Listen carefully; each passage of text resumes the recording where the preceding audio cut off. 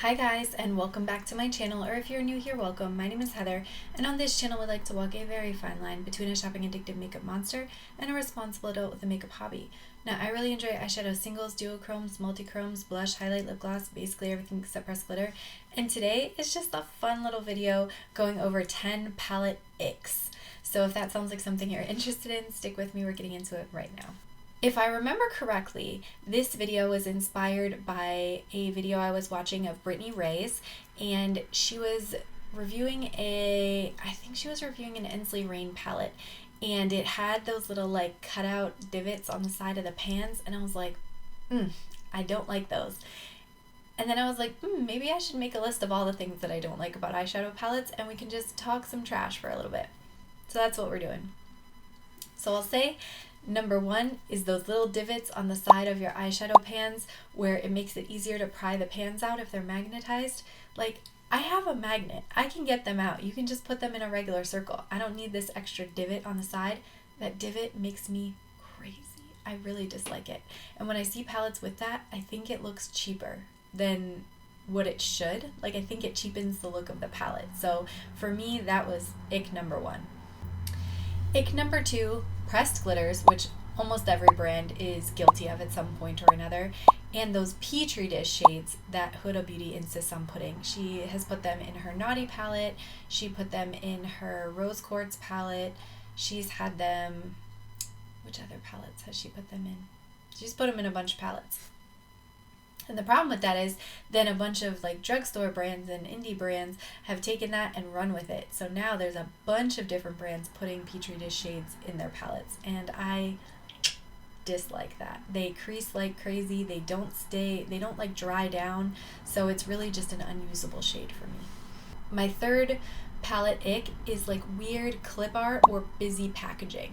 And I actually decluttered and broke down a bunch of my old Saints Angels Sinners palettes now that I no longer support that brand, because their packaging looks insane. And I broke everything down and I'm just using those shades as singles now because the packaging just gives me headaches to look at. My fourth palette ick is creepy sexual innuendos mixed with childlike art and themes. And I'm looking at you, Too Faced, because that's all you. Too Faced loves to do these like really gross innuendos, but then also have very like childlike themes. Like, you can't be coming out with a unicorn themed palette and then be coming out with lipsticks called Lady Balls. Like, where are we going here? Like, you are in split personality territory at this point. My fifth palette ick is really crazy shapes to the palettes. It makes them impossible to store. Like, squares, rectangles, even circles to some extent I can put up with, but when you start doing one that's shaped like a boot or shaped like Florida or shaped like just random things, I'm out. I don't want to have to deal with storing that. The sixth one is when there are barriers to opening up the palette. And I'm looking at you, P. Louise, because I have two gorgeous palettes from you guys that I need a lock and key to open. Why do I need a lock and key to open my palettes? I don't know, but I dislike that. And it looks weird to not relock them, because then it looks like there's no purpose to that little like fixture on the side of the palette, but it's really annoying to be locked out of your own palette and have to unlock it to get into the shades.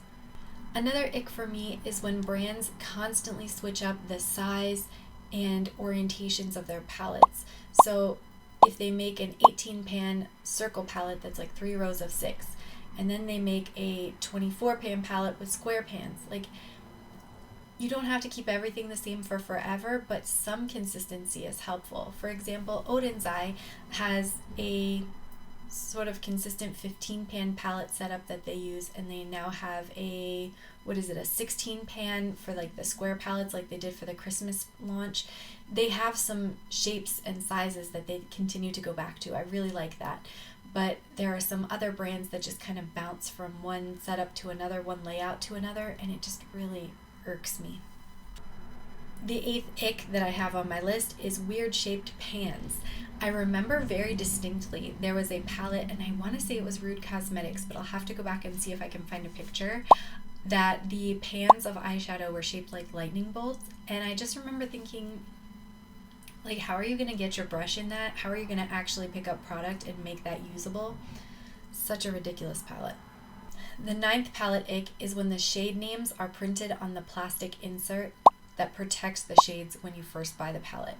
I hate that, because then if I go to actually use this palette and I want to talk about it in a video, I either just have to point randomly to the colors because they no longer have names, or I have to save that stupid plastic paper and hope that I keep it in the same orientation all the time to avoid mislabeling or misnaming any of the shades. Can't stand that. Print it on the package, print it on the back, I don't care. Leave them unnamed, I don't care, but don't do that to me. And then my last palette ick